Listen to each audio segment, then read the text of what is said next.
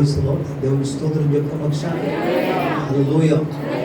మంచిది పిల్లరా, ఇస్తున్నాలో దేవుని యొక్క వాక్యాన్ని కలుద్దాం. పరిశుద్ధ గ్రంథంలో నుండి బైబిల్ తీసుకొచ్చిన ప్రతి ఒక్కరు కూడా బైబిల్ గ్రంథాన్ని తెరిచి మీకా గ్రంథం 7వ అధ్యాయం,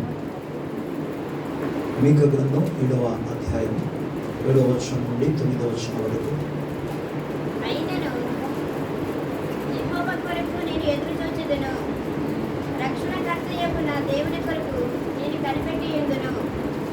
దేవుడు నా ప్రార్థన ఆలకించును.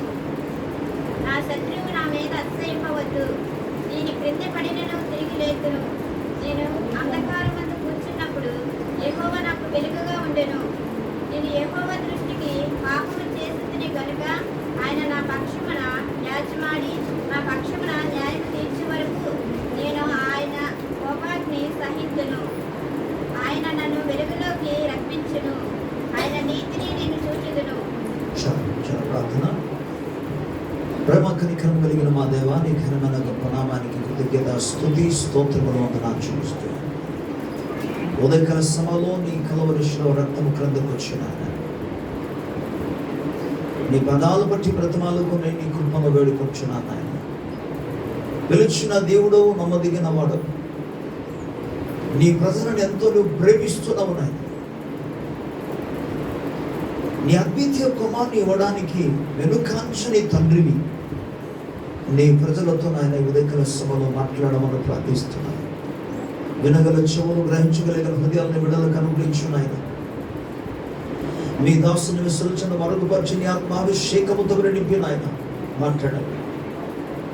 నీ ఆత్మ సహాయమును కోరి నీ కృప మీద ఆధారపడి స్తుతులు చెల్లించి యేసయ్య నామములో అడిగి పొందుచున్నాము తండ్రి.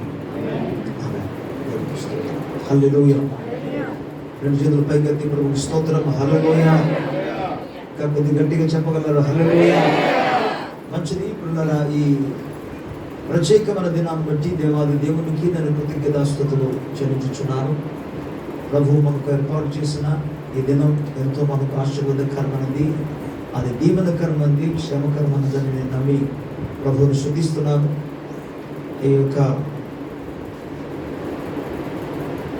నవంబర్ నెల మొదటి వారమున మొదటి తారీఖులో ఇలాగున మనం కూడుకోవడానికి ప్రభు సహాయం చేశారు. అందును బట్టి మరోసారి ప్రభు నామానికి మహిమ కలుగును గాక. తండ్రి, కుమారుడు, పరిశుద్ధాత్మ దేవుని యొక్క ప్రేమ, కృప మనందరికీ తోడై ఉండును గాక.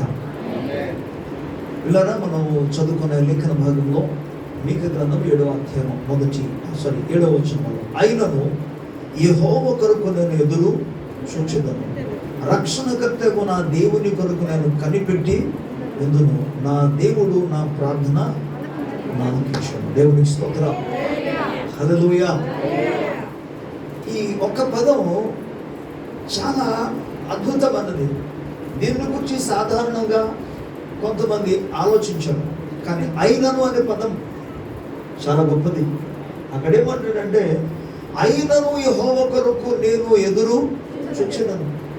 వ్యక్తిగతంగా, కుటుంబపరముగా, సామాజికంగా సామాన్య మానవుడు అనేకమైన ప్రతికూలత ఎదుర్కొని వస్తుంటాడు.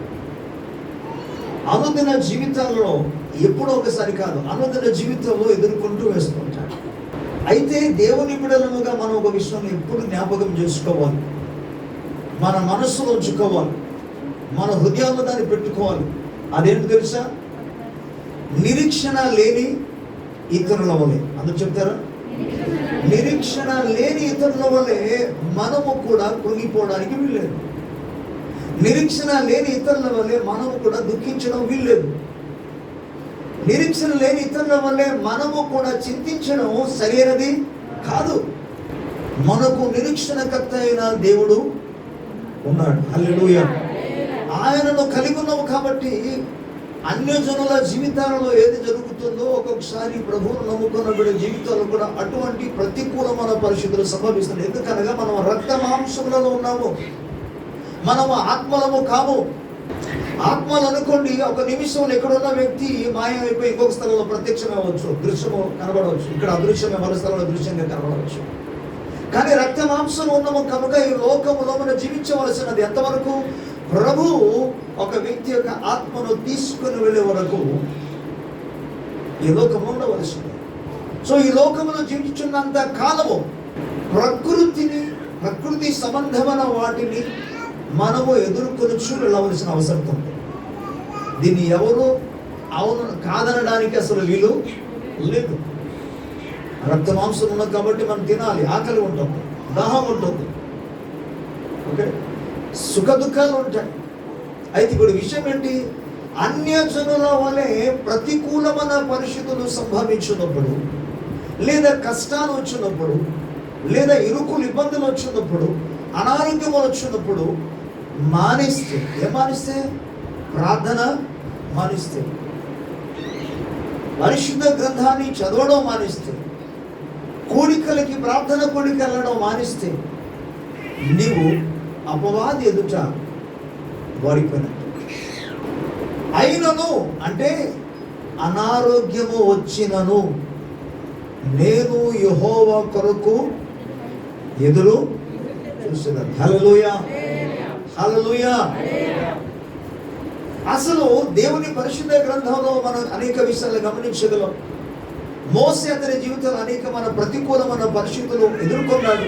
సేవలో, పరిచర్యలో ఎదుర్కొంటున్న ప్రతిసారి కూడా ఆయన దేవుని సముఖములో విడిచిపెట్టకుండా అయినను ఏంటైనను ఇశ్రాయేలు సమాజం అంతా కూడా ఏకమై అతన్ని రాళ్లతో కొట్టి చంపడానికి ప్రయత్నం చేసినను, లేదా అయినను ఆయన యెహోవా కొరకే ఎదురు చూశాడు. దేవుని స్తోత్రం. ఈనాడు నీ స్వజనులు, ఈనాడు ఒకవేళ నీ బంధువులు, ఈనాడు ఒకవేళ శత్రువులే అనుకుందాం, నీకు విరోధముగా లేచి నిన్ను హింసించడానికి, శ్రమ పెట్టడానికి వారు ప్రయత్నం చేస్తే నీవు ఆధ్యాత్మిక జీవితంలో కొనసాగుతావా లేక ఆగిపోతావా? ఇక్కడ భక్తుడు అంటున్నాడు, మీకా ప్రవక్త ద్వారా మాట్లాడుతున్నాడు, అయినను నేను యెహోవా కొరకే ఎదురు చూస్తాను. దేవుని స్తోత్రం, హల్లెలూయా. వాడు నిజమైన క్రైస్తవుడు. జీవితాలలో ఎటువంటి ప్రతికూలమైన పరిస్థితులు సంభవించినా సరే యెహోవా కొరకు మాత్రము, ఆయన సహాయం కొరకు మాత్రం ఎదురు చూచేవారు, ఆయన కృప కొరకు మాత్రం ఎదురు చూచేవారు, కనిపెట్టేవారు, మొరపెట్టేవారు, వారు ధన్యులు. హల్లెలూయా. ఈ ధన్యకరమైన స్థానంలో నీకు ప్రతి ఒక్కరు రావాలి. చాలా విచారకర విషయం ఏంటంటే అన్ని జనుల వలనే నేటి దినాల్లో ఉన్న దేవుని నమ్ముకున్న బిడ్డలు కూడా ఒక చిన్న కష్టం వస్తే చాలు, ఇక నో ప్రార్థన, నో వాక్యం, నో ప్రార్థన, కోడికలు, ఇక ప్రభు కొరకు ఎదురు చూడడం కాదు. 40 కీర్తనలు అసలు ఏమన్నాడు తెలుసా కీర్తనకారుడు? నేను యెహోవా కొరకు సహనముతో కనిపెట్టగలను. ప్రభుకు స్తోత్రం కలుగును గాక. గట్టిగా స్తోత్రం చెప్దాం. నేను యెహోవా కొరకు సహనం అనే పదం ఎందుకు వాడాడు? యెహోవా కొరకు కనిపెడతంటే సరిపోయింది కదా, కానీ సహనం అనే పదం వాడాడు. సహనము అన్న వెంటనే అది త్వరగా అయిపోయినది కాదు. ఎందుకంటే దాని అర్థం వెంటనే మీరు మార్కు సువార్తను చదువుకుంటే మార్కు సువార్తలో ప్రతి దాంట్లో మార్కు యాడ్ చేసింది ఏంటంటే, చేర్చినది ఏంటంటే, వెంటనే ఆయన యెరూషలేమునకు వెళ్ళాను, వెంటనే ఆయన దేవాలయంలోనికి వెళ్ళాను, వెంటనే ఆయన అరణ్యంలోనికి వెళ్ళాను, వెంటనే అనే పదం ఎక్కువ వాడతాం. క్రైస్తవ జీవితంలో బాగా అలవాటు అయిపోయారు. దయచేసి మన మైండ్ సెటప్ని మనం రికవర్ చేసుకోవాలి. ఏంటంటే వెంటనే అనే పదాన్ని,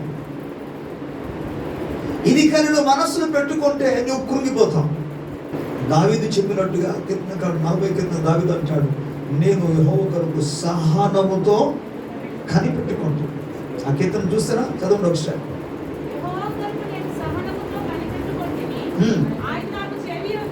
ఆయన నాకు చెవి యొగ్గి నా మొర ఆలకించెను. దేవుని స్తోత్రం కలుగును గాక. హల్లెలూయా. ఎప్పుడండి దేవుడు విన్నాడు? మీరు చాలా మంది దేవునికి అర్థం చేసుకోవడం కష్టం. మనలో మీరే మాత్రం కాదు, మనలో చాలా మంది ప్రభువుని అర్థం చేసుకోవడం చాలా కష్టం. క్రైస్తవుడు అన్న వెంటనే ఏమనుకుంటారంటే, ప్రభు ప్రార్థన చేసిన వెంటనే ఏం చేసేయాలి చెప్పండి అందరూ. మీ మనసులో వెళ్ళినట్టుగా అంటారంటే లోపల పెట్టుకొని ప్రార్థించిన వెంటనే దేవుడు ఇచ్చేయాలి. ప్రార్థన ఇచ్చిన వెంటనే స్వస్థపరచాలి. ప్రభువు నమ్ముకున్న బిడ్డలు అనేక మంది జీవితం ఉంటుంది. కానీ గమనించండి, ప్రార్థించిన వెంటనే జరగటం లేదు ఇక్కడ దావీదు జీవితంలో. దావీదు ఎలాంటి వాడు? దేవుని హృదయ అనుసరణ. మరి అటువంటి జీవితంలో ప్రార్థన చేస్తుంటే ఏంటి త్వరగా జవాబు రావట్లే? తనకున్న కష్టాల్లో, తనకున్న సమస్యల్లో, తనకున్న బాధలలో, తనకున్న అవమానం నిందలలో ఆయన దేవుని దగ్గర మొరపెడుతుంటే దేవుడు త్వరగా జవాబు ఇవ్వటం లేదు. వదిలేశాడా దేవుణ్ణి? ప్రార్థన మానేశాడా? కూడికలు మానేశాడా? దైవ కార్యాలు ఆసక్తి విషయంలో మారిపోయాడా? మన పరిశుద్ధ గ్రంథం చెప్తుంది ఆయన ఏమాత్రం కూడా మానలేదు. ఆయన అంటున్నాడు, నేను ఏది ఏమైనా పరిస్థితులు ప్రతికూలంగా మారిన, కష్టములు వచ్చిన నేను యెహోవా కొరకే స్తోత్రం. ఒక బేచున్నారు, మలాకి గ్రంథంలో చూస్తే ఒక బేచున్నారు. ఏ లాభం అండి? ఇక దేవుని సేవిస్తే ఏమి లాభం? దేవుని దృష్టికే దుర్మార్గులే మంచులు. ఎందుకంటే వారికి ఏ హాని కలగటం లేదు. వాళ్ళందరూ చక్కగా ఉన్నారు. వాళ్ళు ఏం తప్పుగా జీవించినా, అక్రమంగా జీవించినా వారికి ఎటువంటి కష్టాలు రావట్లేదు. వారు క్షేమంగా ఉన్నారు. అందుకే దేవుని దృష్టికి దుర్మార్గులే మంచోళ్ళు అనే బేచ్ ఒకడు ఉన్నారు అక్కడ. దుర్మార్గులు దేవుని దృష్టికి మంచోలా? మరి ఎందుకు ఇలా జరిగింది? ఈయన జీవితంలో చూస్తుంటే కొంతవరకు కష్టాలు కనబడుతున్నాయి. అన్యుల జీవితాలు చూస్తే దుర్మార్గుల జీవితంలో అంతా అసలు ఎటువంటి నష్టాలు కలగట్లేదు, అంత క్షేమంగా ఉన్నారు. అందుకే ప్రభువుని నమ్ముకున్న ఇశ్రాయేలు ప్రజలు కొంతమంది ఏమంటున్నారంటే దేవుని దృష్టికి వాళ్ళే మంచులండి, మేము ఎంత భక్తిగా జీవించినా ఏం ప్రయోజనం? ఏంటి కష్టాలు? తీస్తారు ఒకసారి. మన తర్వాత ఇక్కడ గ్రంథం, మలాకి గ్రంథం 2వ అధ్యాయంలో 17వ వచనంలో ఇలా రాయబడింది, మీ మాటల చేత మీరు యెహోవాను ఆయాస పెట్టుచు, దేని చేత ఆయనను ఆయాస పెట్టుచున్నామని మీరు అడుగుచున్నారే. దుర్మార్గులు యెహోవా దృష్టికి మంచివారు, వారి అందే ఆయన సంతోషపడను. లేక న్యాయకర్తకు దేవుడు ఏమాయనని చెప్పుకున్నట చేతనే మీరు ఆయనను ఆయాస పెట్టుచున్నారు. ఈ మాట ఎందుకు వచ్చింది? ఇశ్రాయేలు ప్రజల యొక్క నోటిలో ఈ మాట ఎందుకు వచ్చింది? ఆయన బాధను చెప్తున్న మాట ఇది. ఆయన బాధను, కష్టాన్ని, శ్రమను, వేదనను ఎదుర్కొంటున్న మాటలో ఎటువంటి సందేహము లేదు. ఆ బాధల్లో నుండి తనకు త్వరగా ఉపశమనము కలగలేదని, త్వరగా అతనికి విడుదల కలగలేదని, త్వరగా అతనికి పరిష్కారము రాలేదని బాధలో ఉండి ఈ మాట చెప్తున్నాడు. ఏం జరగలేదు? వెంటనే త్వరగా అద్భుతం జరగలేదు.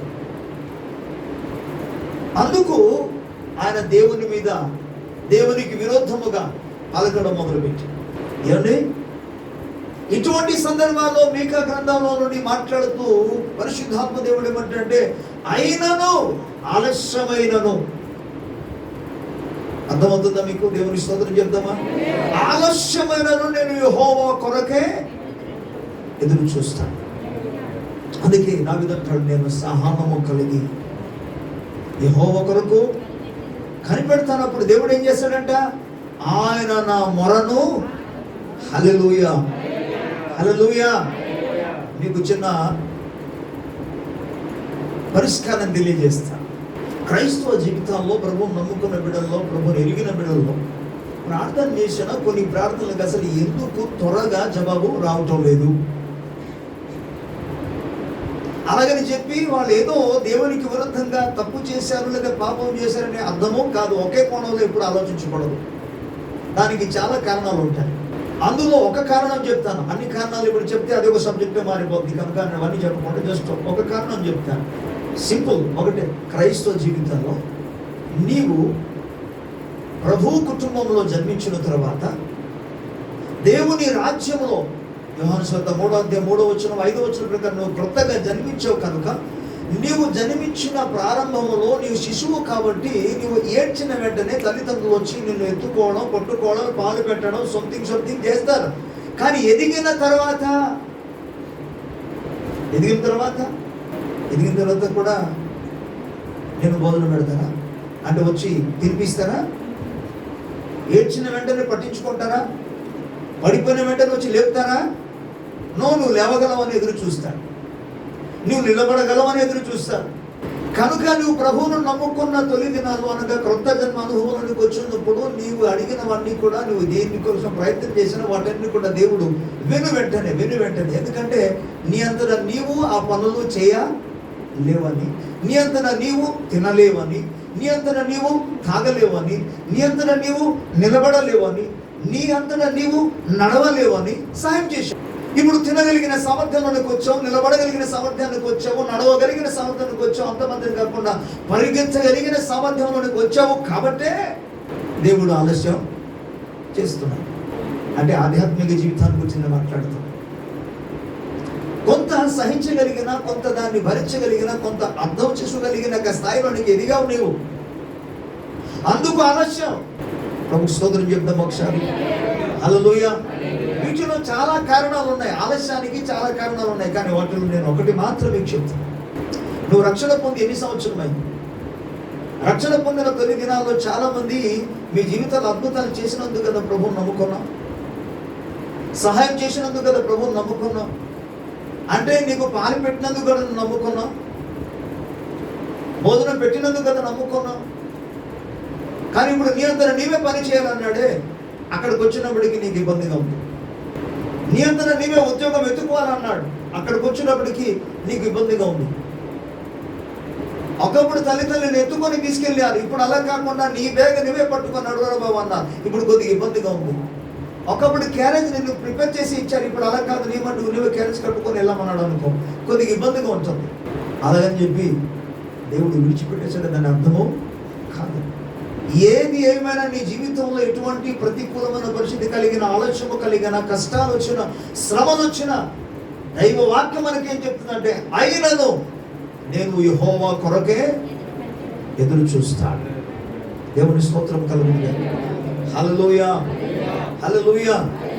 ఒక్కొక్కసారి ప్రియులారా, యేసుక్రీస్తు ప్రభువు వారు మత్తయి సువార్త 24 చెప్పినట్టుగా అక్రమం విస్తరించుట వలన ప్రేమ, అందరూ చెప్పండి. మనకు లౌకిక మాటలు ఇది అది మాత్రం బలిగా వస్తుంది, కానీ వాక్యాలు వస్తాయా? నేను గ్యాప్ ఫిలప్ చేస్తానేమని చెప్పేసి జస్ట్ అలా వదులుతున్నాను. ఓకే. అక్రమం విస్తరించడం వలన ప్రేమ, ఎవరి పట్ల ప్రేమ చల్లారుతుంది? ఒకటి దేవుని ఎడల, రెండోది ఒకరి ఎడల ఒకరికి ప్రేమ చల్లారుతుంది. ఓకే. అక్రమాలు విస్తరించిన కాలాల్లో మనం జీవిస్తున్నాం. చెప్పగలవా? అక్రమాలు విస్తరించిన అయినను నేను యెహోవా కొరకే ఎదురు చూస్తానని చెప్పగలవా? అక్రమాలు విస్తరిస్తే ఏమైపోయింది? ఒక చూడండి, ఒకసారి మొదటి వచ్చిన కొన్ని మాటలు మీకు చెప్పాలి. మీకే గ్రంథం 7వ అధ్యాయంలో మొదలవుతాం. పరిశుద్ధుల ఒకసారి చూద్దాం. 7వ అధ్యాయంలో మొదటి వచనంలోని నేను చదువుతాను, అందరూ శ్రద్ధగా వినండి. వేసవి కాలపు పండ్లను ఏరుకున్న తర్వాత, ద్రాక్ష పండ్ల పరిగె ఏరుకున్న తర్వాతను ఎలాగుండునో నా స్థితి అలాగే ఉన్నది. ఎలా ఉంది ఇక్కడ పరిస్థితి చూడండి. ఒక ద్రాక్ష తోటలో ఉన్న ఈ పండ్లంతా కూడా పూర్తిగా ఏరేసిన తర్వాత తోట పరిస్థితి ఎలా కనబడుతుంది? ఇప్పుడు శూన్యంగా కనబడుతుంది, అందహీనంగా కనబడుతుంది. అందులో పచ్చదనం అసలు కనబడదు, పూర్తిగా వాడిపోయినట్టు కనబడుతుంది, ఎండిపోయినట్టుగా కనబడుతుంది. ఈయనేమంటాడు తెలుసా? నా స్థితి కూడా అలాగే ఉంది. ఒకప్పుడు మంచి ద్రాక్ష తోటగా కనబడ్డాను, పచ్చని తోటగా కనబడ్డాను, ఫలభరితమైన తోటగా కనబడ్డాను. కానీ అవన్నీ కూడా వేరేస్తే ఏ విధంగా తోట కనబడుతుందో నా స్థితి కూడా అలాగే. కానీ గమనించండి, మళ్ళా మీకు మూల వాక్యాన్ని జ్ఞాపకం చేస్తున్నాం. ఇలాగున్న స్థితి మారిపోయిన అయినను నేను యెహోవా కొరకే ఎదురు చూస్తాను. దేవుని స్తోత్రం. ఇంకేమంటాడు చూడండి, ద్రాక్ష పండ్లు గెల ఒకటి లేకపోయిన, నా ప్రాణమునకు ఇష్టమైన ఒక క్రొత్త అంజురము పండు లేకపోయిన.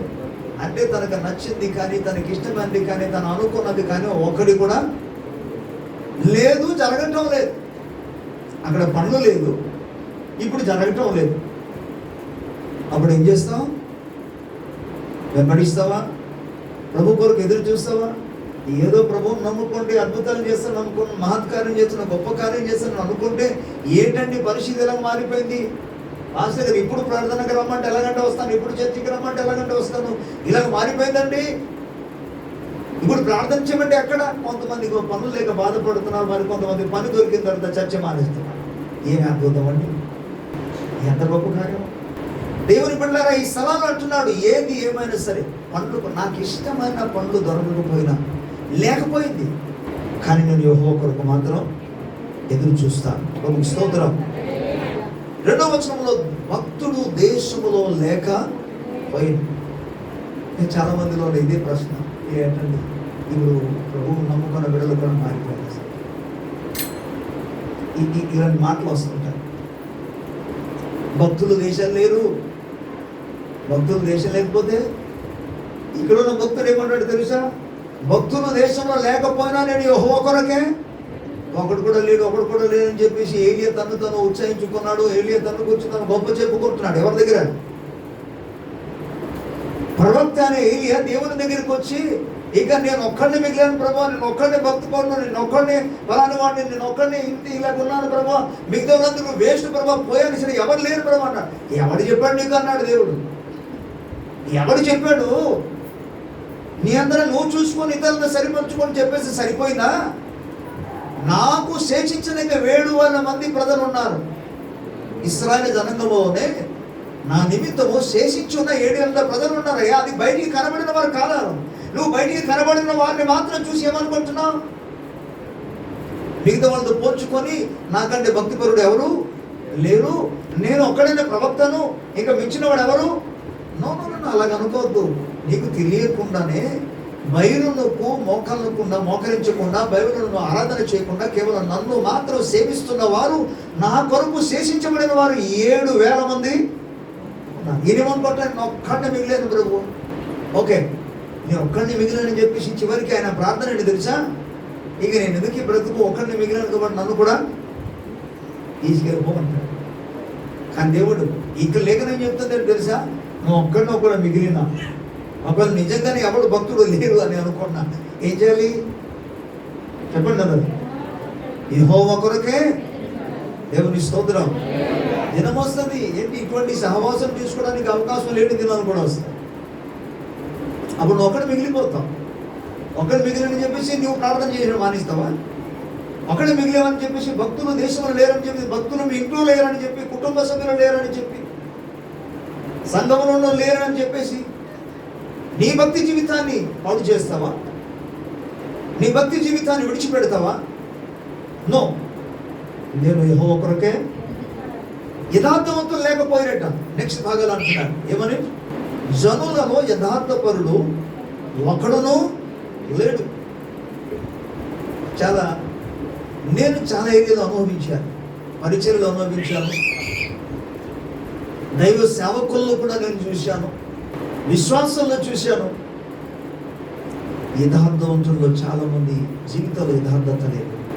నేను అనుభవించి వచ్చిన వాటిని చెప్తున్నాను. అలాగని చెప్పి సేవ మానేస్తావా? నీ భక్తి జీవితాన్ని మానేస్తావా? అవన్నీ ఎదుర్కొంటూ ప్రభు సేవలు సాగుతున్నాను. దేవుని స్తోత్రం కలుగును. హల్లెలూయా. నమ్మి ఒకరిని నమ్మినప్పుడు చేస్తారేమో అని అనుకున్నాను. అటువంటి సందర్భాలు బోల్డ్ ఉన్నాయి, చాలా ఉన్నాయి. యథార్థత లేదు, కనీసం మాటల్లో కూడా యథార్థత లేదు. చాలా బాధకరమైన విషయం ఇది. మాటల్లో కూడా మీ మాటలు అవునంటే అవును, కాదంటే కాదంతే. మాటల్లో కూడా యథార్థత లేని పరిస్థితి కనబడుతుంది అనేక మంది జీవితాలు. ఆ దృశ్యాన్ని చూసినప్పుడు, ఆ సందర్భాన్ని చూస్తున్నప్పుడు లోపల బాధ కలుగుతుంటుంది. నాకు బాధపడి నా మట్టుకు నేను మళ్ళీ సర్దుకుంటుంటాను. ఏంటి అసలు యథార్థత? విశ్వాసం మాత్రం కాదు, దైవజన్మ కూడా చాలా మంది జీవితాలు. అందరూ నేను అంటలేదు, కొంతమంది. కానీ ఇక్కడ ఏమంటాడంటే, భక్తులు లేకపోయినా, యథార్థపరుడు లేకపోయినా, నేను యెహోవా కొరకు మాత్రం దేవుని స్తోత్రం కలుగునుగా. హల్లెలూయా. ఇక కింద భాగంలో మనం చూస్తే అందరూ ప్రాణ హాని చేయుటకై పొంచి ఉండేవారే. ప్రతి మనుష్యుడు కిరాతుడై తన సహోదరుని కొరకు వలలను ఒగ్గును. ప్రతి మనుషుడు కూడా తన సహోదరుని కీడు చేయడానికి ప్రయత్నం చేస్తారు. ఎలాగైనా సరే అతని బుట్టలో పడేయాలి, ఎలాగైనా సరే వాడిని కీడు చేయాలని అంటే ఉద్దేశం ఏంటంటే అతనికి రావాల్సిన మేలు రానియకుండా మనం దాన్ని లాగిద్దాం. ఇటువంటి స్వభావం లేకుండా కీడు నిజంగా చేయాలని ప్రయత్నం చేస్తున్నారు కొందరైతే. మరి కొంతమంది వారికి జరగవలసింది, వారికి రావాల్సిన క్షేమం కలగకుండా ఆ క్షేమాన్ని మనం అయిపోయి ఎలా ఉంటుందంటే, ఈ పొలాలు ఉంటాయి కదా, పొలాలు రైతులు ఏం చేస్తారంటే పొలాల్లో అలా గట్టు ఉంటుంది, నీళ్ళు ఏం చేస్తారంటే వాళ్ళు గట్టి నరిగేసి వారి పొలంలోనికి తీసుకెళ్ళిపోతారు. ఇది జస్ట్ పొలాల్లో ఉన్న వాళ్ళకి మాత్రం దీని గురించి తెలుస్తుంది. అలాగే ఒకరికి రావాల్సిన క్షేమం రానియకుండా వాళ్ళు ఏం చేస్తారు, గట్టును నరిగేసి అటువైపు తిప్పిస్తుంటారు. ఇది వలలు ఒక్కన. ఇటువంటి పరిస్థితులు సంభవించిన ఈయనంటున్నాడు, నేను యెహోవా కొరకే ఎదురు చూస్తాను. దేవుని స్తోత్రం. నీ జీవితాల్లో వల్ల అటువంటి ప్రతికూలమైన పరిస్థితులు సంభవించి ఉంటే ఈరోజు దేవుడు తన పరిశుద్ధ వాక్యం, తన పరిశుద్ధాత్మ ద్వారా నీతో మాట్లాడుచుండగా, బికాజ్ వాక్యం నాది కాదు, వాక్యమే ఆత్మ ఉన్నదని ప్రభు చెప్పాడు. యోహాను సువార్త 6:63 అంటాడు, నేను మీతో చెప్పిన మాటని కూడా జీవమును ఆత్మయు ఉన్నది కనుక ఆత్మ సంఘములతో చెప్పుచున్న మాట చెవిగలవాడు వినును గాక. దేవుని స్తోత్రం కలుగును గాక. హల్లెలూయా. ఇక కింద వచనాలు చూస్తే, రెండు చేతులతోనూ కీడు పూనుకొందరు, అధిపతులు బహుమానము కోరుదురు, న్యాయాధిపతులు లంచము పుచ్చుకొందురు, గొప్పవారు తమ మోసపు కోరికను తెలియజేయుదురు, అలాగున వారు ఏకపట్టుగా నుండి దాన్ని ముగించురు. వారిలో మంచివారు అనబడుతున్న వారు ఎలాగున్నారు తెలుసా? చాలా మంచోడండి అన్న వాళ్ళు ఎలాంటి వాళ్ళట? వారు ముండ్ల చుట్టూ వంటి వారు, బయటికి కనబడింది మాత్రం మంచోళ్ళు. ఇప్పుడు నా లోక పరిస్థితి ఆ విధంగా మారిపోతుంది.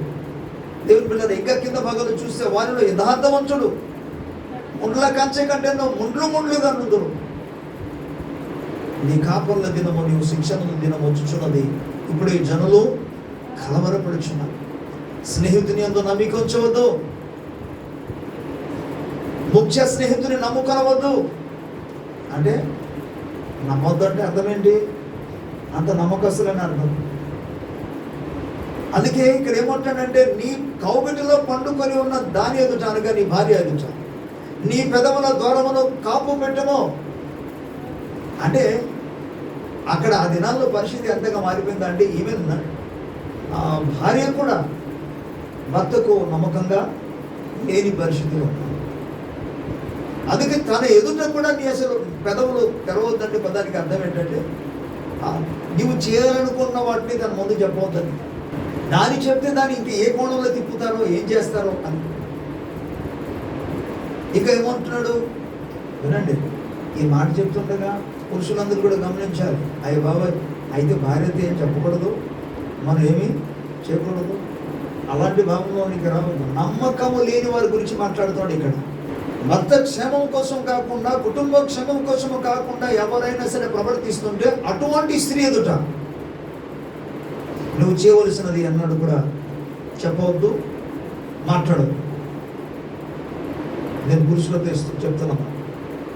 ఓకే.